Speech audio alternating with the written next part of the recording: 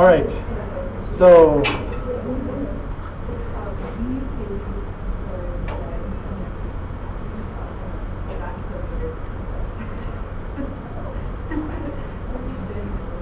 we're going to talk about surface integrals on vector fields.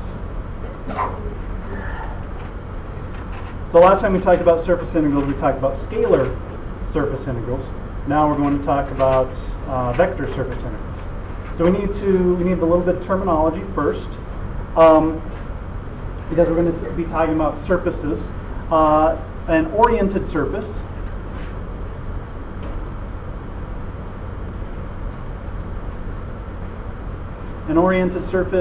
is a surface that has two sides.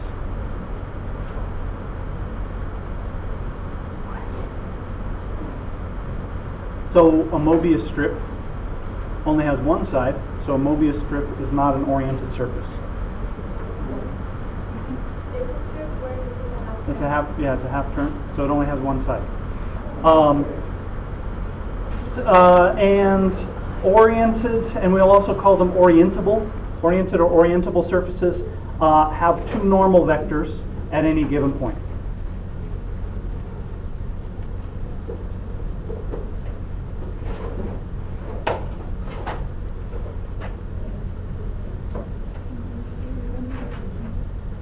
So we'll draw a picture here.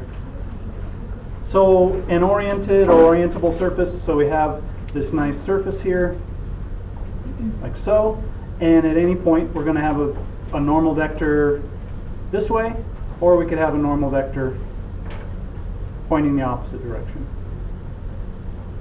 And they're just opposite, they're negatives of each other. So an oriented surface is one that has two sides. We can define a normal vector at any point. And if we want to be very formal about this, we would say an oriented surface or an orientable surface is one where we can define a normal vector at every point, such that the normal vector varies continuously on the surface. So our surface is nice. We can find a normal vector at any point on the surface, is what we're saying. And we decided a couple of lessons back, for a smooth parametric surface,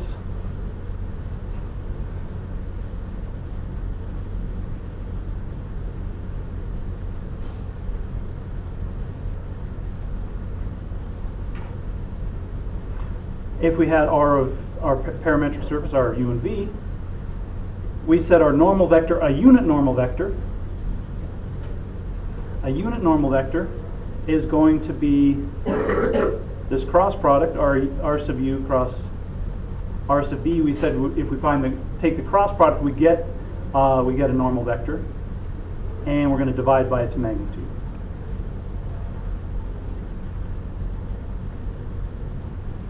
So this would give us a unit normal vector on a smooth parametric surface. And our opposites, if we say negative n, would be the unit normal vector in the opposite direction.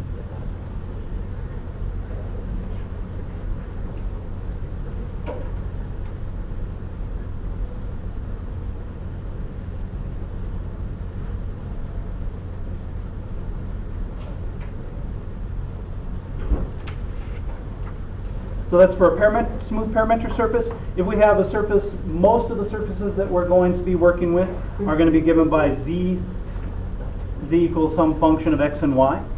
So is everybody good with what we have here? So if we have our surface z equals g of xy, we're going to write capital G equals z minus g of xy equals 0. And what gives us a normal vector to this surface?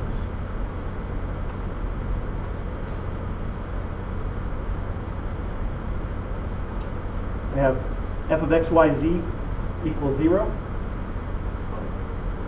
The gradient, our friend the gradient. A unit normal vector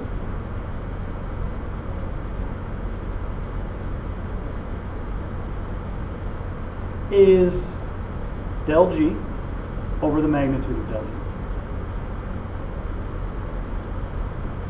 And minus n, and I'm going to say n equals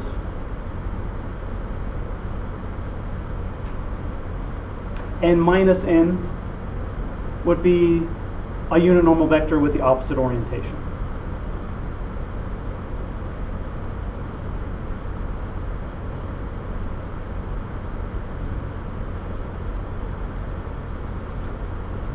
So in this case, when we define our unit normal vector, if we have z of g of x, z is g of x, y, our del g, if I write this out, del g is going to be, when I'm subtracting this, minus dg dx I hat minus the partial of g with respect to y j hat plus k hat. So to find our gradient, we're taking, and this should be a small g. Sorry. I forgot that I wrote this as a small g. There we go. We call this the, this gives us our upward unit normal vector. So if we find our del G this way, we get a positive k hat. We define our surface like this. This gives us the upward unit normal vector.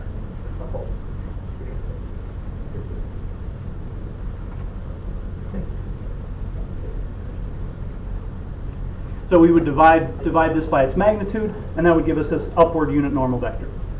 We have a positive k hat.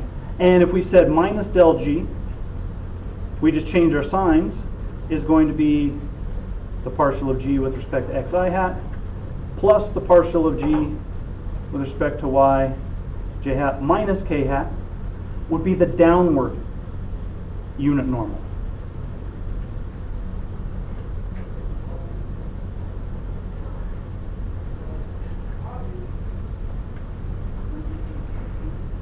And our k component, our z component, is negative. So we have an upward unit normal and a downward unit normal. And when we talk about these integrals that we're going to talk about, we'll talk about the flux upward or the flux downward. Usually we talk about the flux upward. And that means we're talking about this upward unit normal vector. So what we're going to do is use this idea of a unit normal vector, and we're going to, what we're going to do with a vector surface integral, we're going to sum the normal component of f, some vector field, over the surface. Is what our vector surface integral is going to be. So we're going to define this quantity called the flux. Is everybody good with what we have here so far?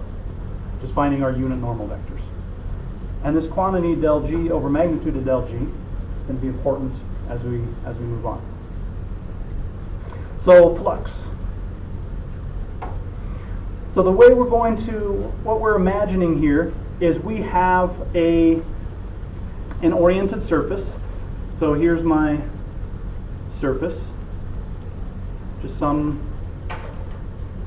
surface.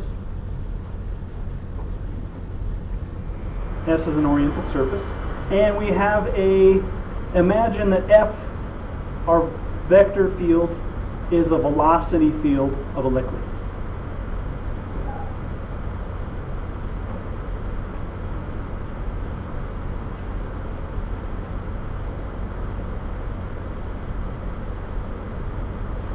So we're using this idea to come up with an expression for this surface integral. So what we're going to do is we're going to divide this surface into a small rectangle or a parallelogram,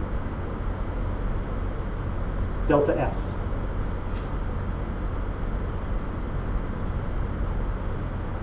And in that little parallelogram, we have a unit normal vector.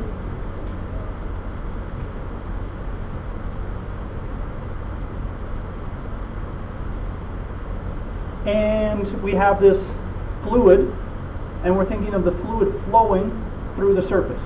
So here is F at that particular point. And what we're interested in is the volume of liquid that flows through delta S.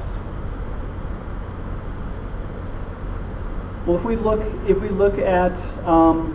a little parallelepiped, so I'm going to magnify this a little bit, and we're looking at the volume of the fluid that flows through there. So our base is delta S, and I'm going to come up with this little solid.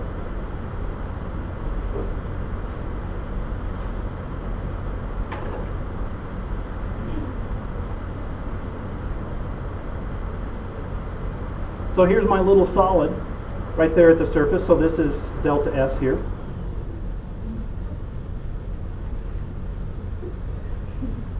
And this height, if we're saying that the length of this side is F. So the length of the side of this is the magnitude of F. So we're saying the vector on the side of that little parallelepiped is F. The height of that little solid is F dot N. So this height is F dot N, and the volume flowing through delta S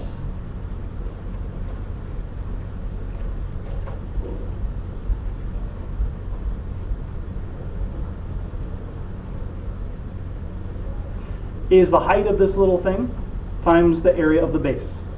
So it's going to be F dot N delta S. And we call this quantity the flux of F through delta S.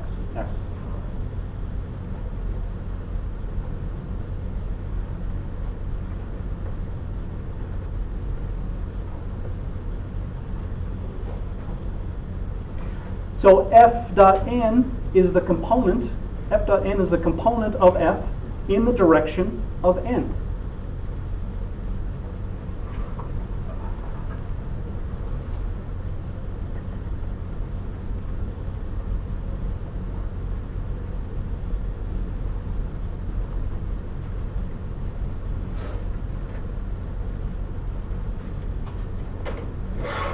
And what we want to do is sum that flux over the surface S.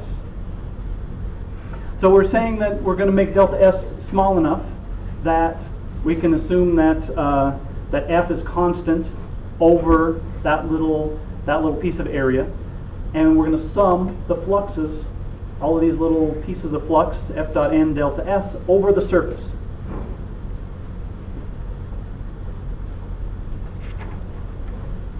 And we take the limit, just like we've done before. We're going to take the limit as delta S approaches 0.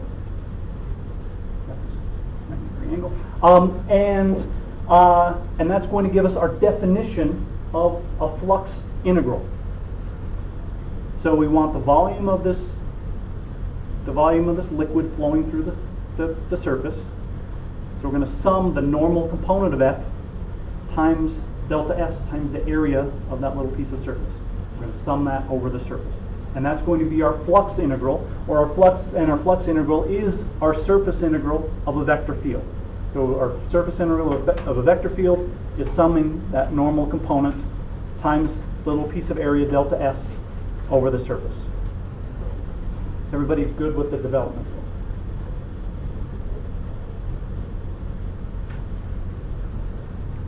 All right, so our flux integral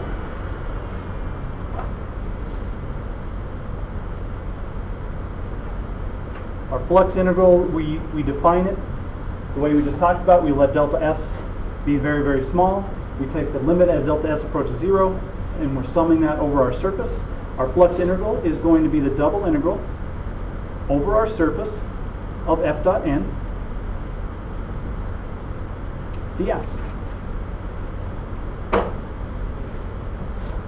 And you'll see this referred to as the flux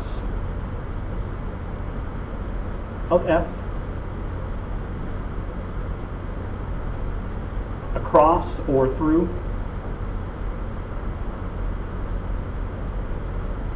S.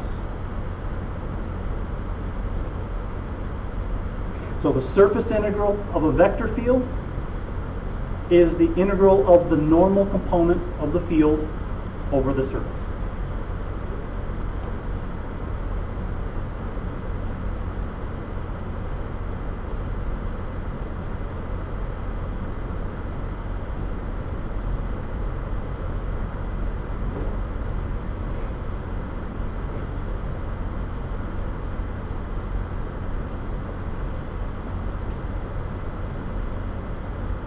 So now we know what our surface integral, our flux integral is.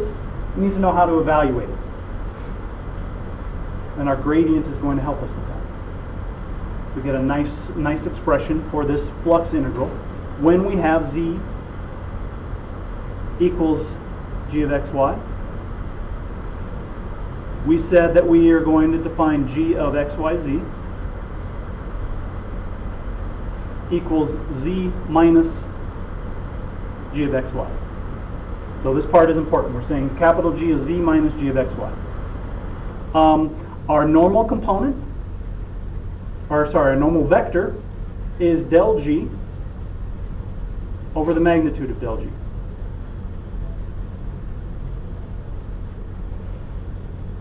And ds, we decided when we have a surface z equals g of xy was the square root of g sub x squared plus g sub y squared plus 1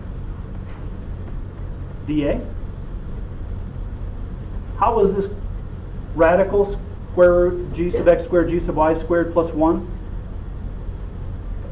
related to del g? That's the magnitude. This equals the magnitude of del g.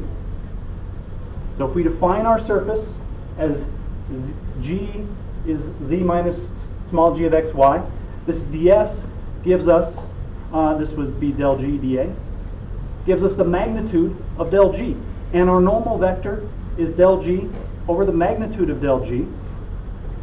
So our surface integral, our flux integral, so our double integral over s of f dot n ds becomes the double integral over our region in the xy plane of f dot del g dA.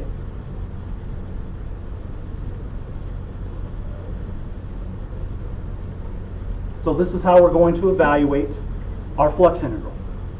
We write our surface, z equals g of z minus g of xy, and we're going to do the double integral over our region in the xy plane, the region in the xy plane that the surface bounds, of f dot g dA. And R is a region in the xy plane.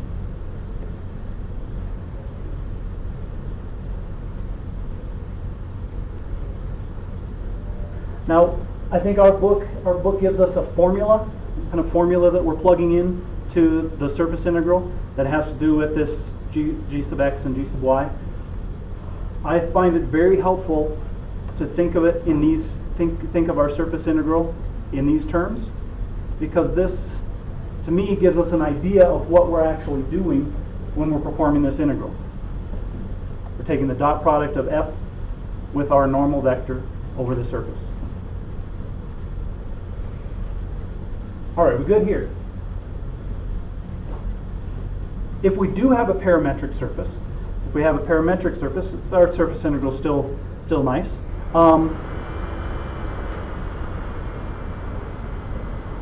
If our surface is given by r of u and v, some parametric surface, our unit normal vector we said was r sub u cross r sub v over the magnitude of this cross product.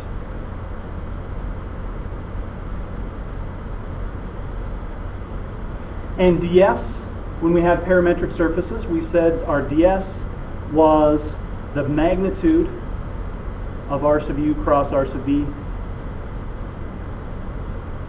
dA. So if we have a parametric surface, so our surface integral, our flux integral of f dot n ds becomes the integral over r of f dot r sub u cross r sub v dA. And here our region R is in the region in the UV plane.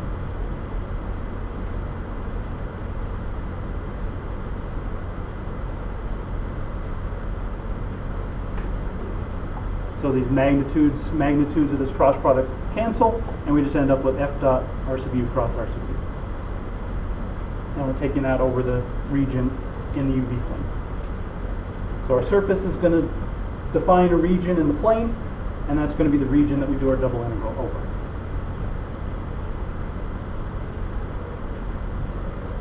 A couple of important pieces here. When we do our surface integral, we're doing a double integral. So we always need to express our integral in terms of two variables. So we can't take a double integral of a three-variable function, so we need to substitute. We'll always need to substitute. So for example, if we have z equals g of xy, we substitute that for z anytime it shows up in our integral. So we always need to express our integral in terms of two variables.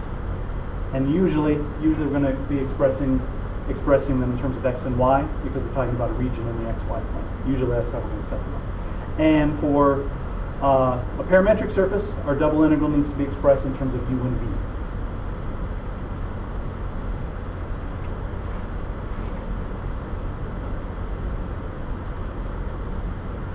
All right, questions here?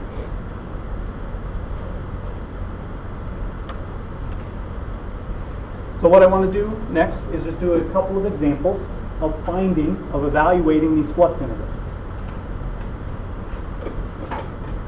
So the surface integral, just to reiterate one more time, surface integral for a vector field, we're summing the normal component of f times the little surface ds over our entire surface. That's what our surface integral of a vector field is. That's how we're defining it. All right. So we want to find, in this example, we want to find the integral over our surface,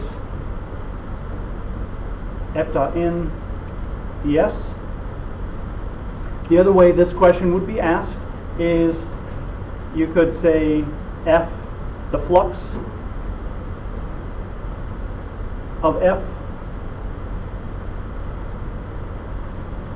through s upward. So these two are equivalent ways of asking this question. This double integral, or the flux of f upward through s. And we're going to say for this example, f is a nice easy field xi plus yj, and our surface is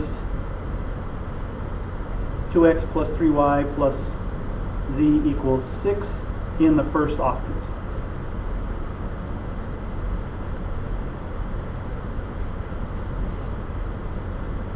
All right, so since we have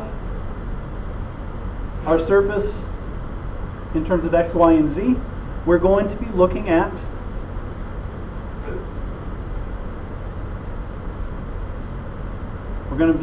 the double integral of f dot del g dA. So since we have our function in terms of x, y, z, we're going to write it in this form, f dot del g dA. So I'm going to say that the g of x, y, z, capital G, is just going to be 2x plus 3y plus z minus 6. So we have g of x, y, z equals 0. I can take del g, take the gradient, del g, nice easy gradient. I get 2i plus 3y, or j hat plus k hat.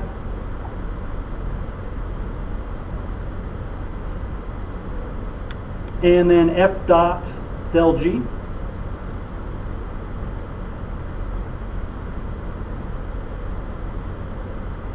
f dot del g is going to be 2x plus 3y.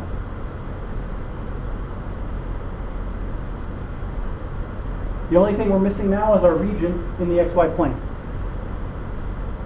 How are we going to find a region in the xy plane?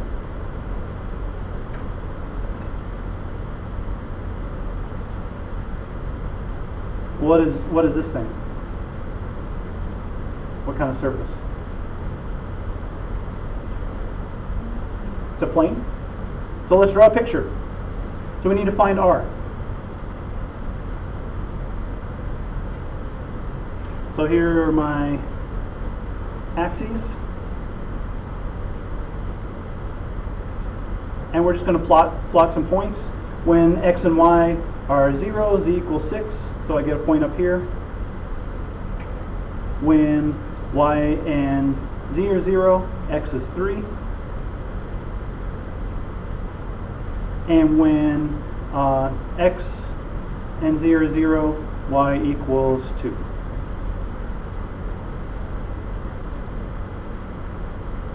So there's where this plane intersects the first octant. So our region in the xy plane is this triangle. So x is going to go from 0 to 2. Z is going to vary from, since we're doing a double integral, all we need is this region. So x is going to vary from 0 to 3. And y, we're going to set our rectangles this way. Y is going to vary from 0 to this line. What is the equation of that line in the xy plane?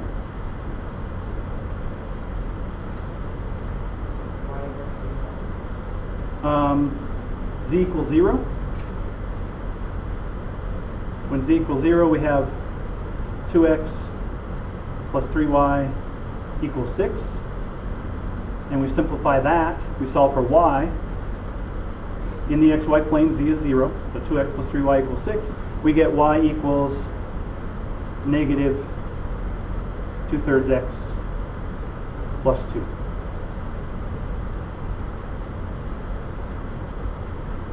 So now I can set up the double integral. Here is f dot del g. So we're finding the integral x equals 0 to 3.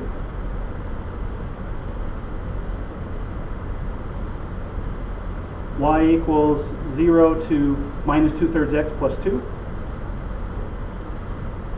And our integrand is 2x plus 3y and dy dx. Not a tough one to evaluate. We end up with just polynomials. When we evaluate this, we end up with 12. So our flux upwards through this surface is 12 units.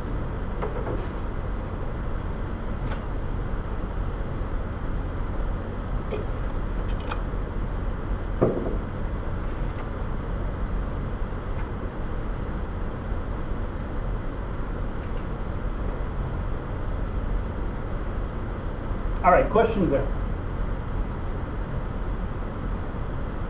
All right, let's look at another one.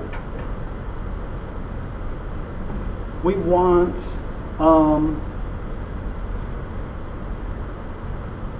we have f equals xi hat plus y j hat plus z k hat, and our surface S is x squared plus y squared plus z squared equals 36 in the first octant.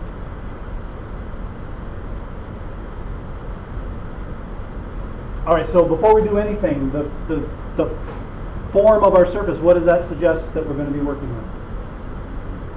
Well, so we have a sphere, and we're doing a surface integral, so we're talking about a region in the xy plane. So what is this sphere is going to intersect the xy plane in a circle.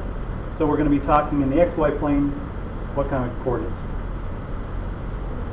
Polar, right? Since we're talking about just the xy plane. So in the xy plane, spherical coordinates are just polar coordinates. And since we have our surface given in terms of x, y, and z, we want, and we're finding the flux, forgot to write what we're finding, the flux upward.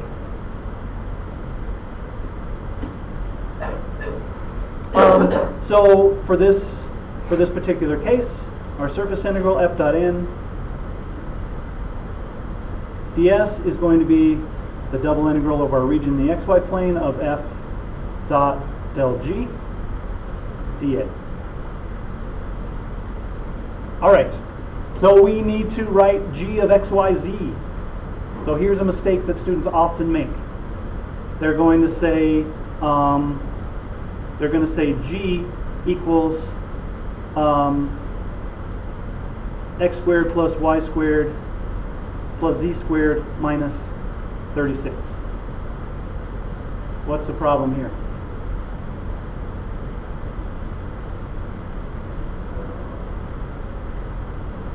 And I'm going to put a big red X through here.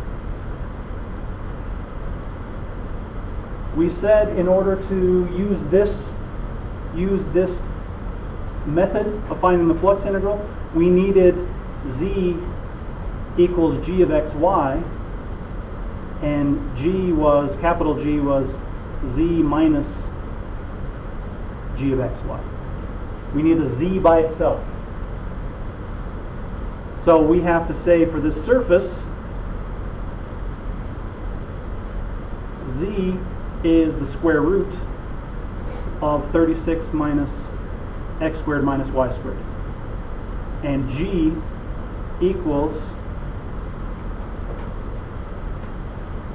z minus this radical.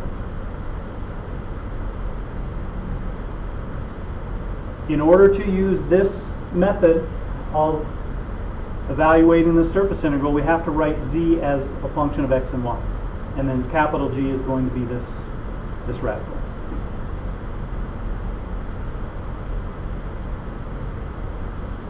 All right, it looks intimidating, but this turns out pretty nice.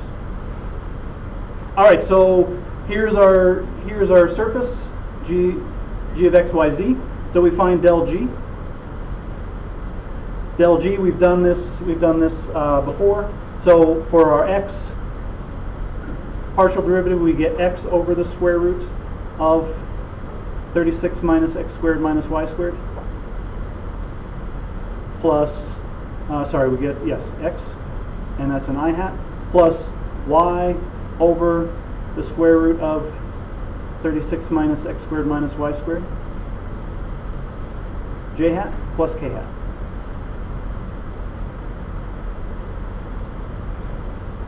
And f dot del g, f is just x, y, and z. So f dot del g, our integrand, we get an x squared. And this is starting to look nicer. Over the square root of 36 minus x squared minus y squared plus y squared over the square root of 36 minus x squared minus y squared plus z.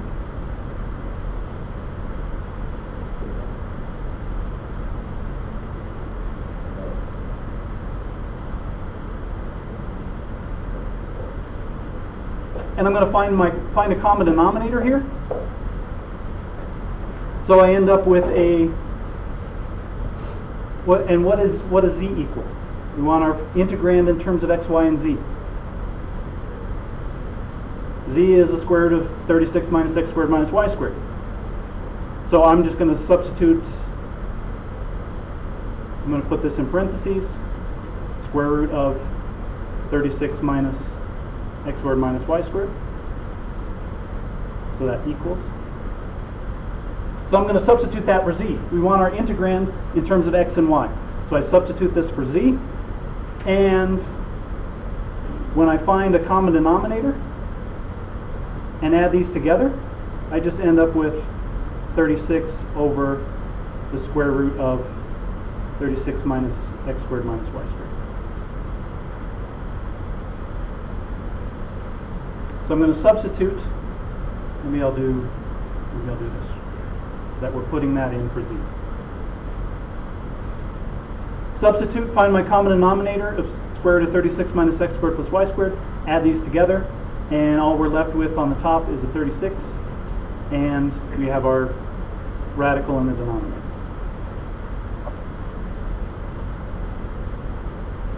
All right, so now we're almost set to evaluate our integral. What's our region in the xy plane? Z equals 0. So we have a circle, radius 6. So our region, and we're in the first octant. So we have x squared plus y squared equals 36. So this is R. We're going to do this integral in polar coordinates. This is our integrand. This is our region. So theta is going to go from 0 to 2 pi, or 0 to pi over 2. R is going to go from 0 to 6. And this integrand separates nicely, or sets up nicely in polar coordinates. In polar coordinates, what's this going to be? 36 minus x squared minus y squared is 36 minus r squared. So we can set up our integral. So we have the integral from 0 to pi over 2, the integral from 0 to 3 of 36 over square root of 0 to 6, yes. 36 minus r squared, r d theta. And this is a nice u sub because we have the r on top to make a u substitution for 36 minus r squared. And when we evaluate this, we end up, and what we would have to do technically here, does anybody see a slight problem?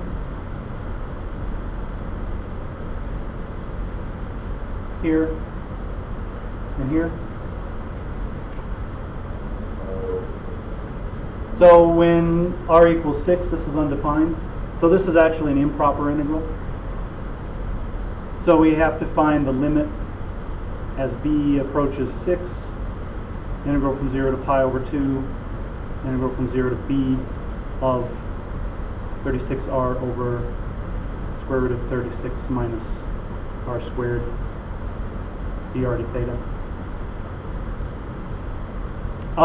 Doesn't give us a problem. Just to be formally correct, we would have to evaluate this as an improper integral.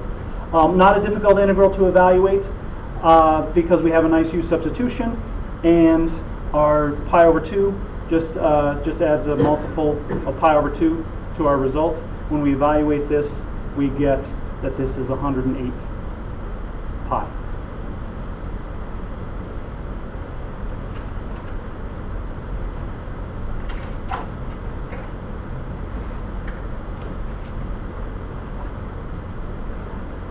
Questions there?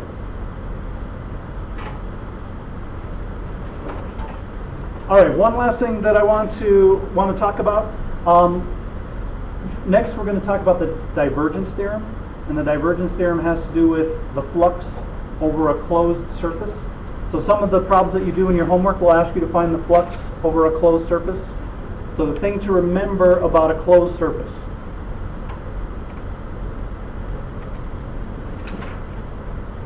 For a closed surface, you'll have to find the flux outward, and you need to find the flux through every part of the surface. So if we're finding our surface integral, the flux through the surface, you need to find the flux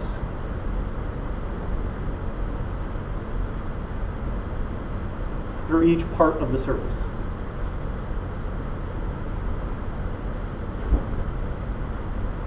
So for example, I know there's one in your homework where you're finding the flux, an outward flux through a paraboloid, like so.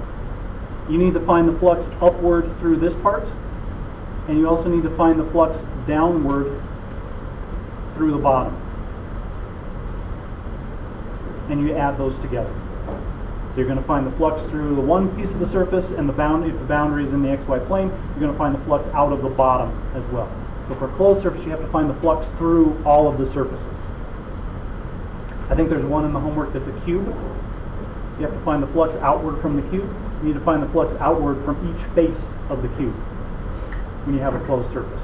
And then we'll talk about the divergence theorem tomorrow, which lets us find the flux outward up through a closed surface much more easily. All right. homework.